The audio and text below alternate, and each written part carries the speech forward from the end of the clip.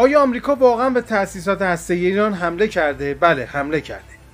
همچین چیزی رخ داده و قراره ببینیم چه نوع سلاح‌هایی استفاده شده. بر اساس گزارش‌های منتشر شده، تأسیسات اتمی ایران مورد حمله قرار گرفته. آمریکا هم از دو گزینه برای زدنش استفاده کرده. اولین گزینه استفاده آمریکا از موشک‌های کروز تاماهاک بوده. موشکی با برد بیشتر از 1600 کیلومتر.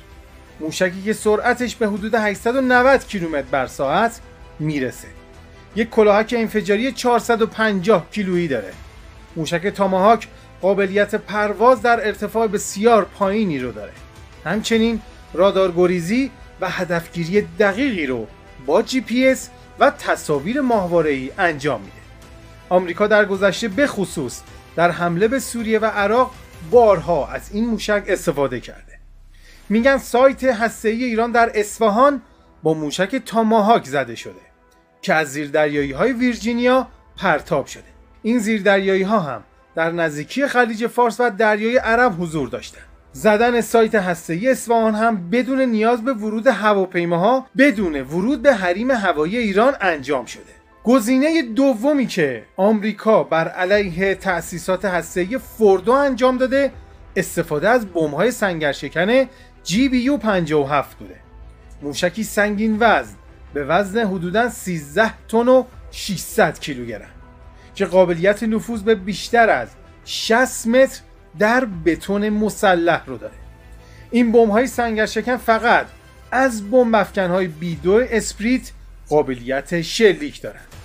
میگن تأسیسات زیرزمینی سایت فوردو در نزدیکی قم با این مدل بمب هدف قرار داده شده. استفاده از این بمب برای از بین بردن تأسیسات زیرزمینی منطقی به نظر میرسه. چنین حمله‌ای نیازمند نفوذ عمیق به حریم هوایی ایران رو داره و این کار بدون رهگیری تقریبا غیر ممکنه. با توجه به اینکه هیچ هواپیمایی در رادارها دیده نشده، تنها گزینه آمریکا استفاده از فریب دهنده‌های الکترونیکی سنگین بوده که تونسته ورود موفقی رو به خاک ایران داشته باشه. تصاویر ماهواره‌ای نشون میده که ایران 48 ساعت قبل از حمله آمریکا همه چیز رو از سایت فوردو خالی کرده بود و به مکانی امن برده.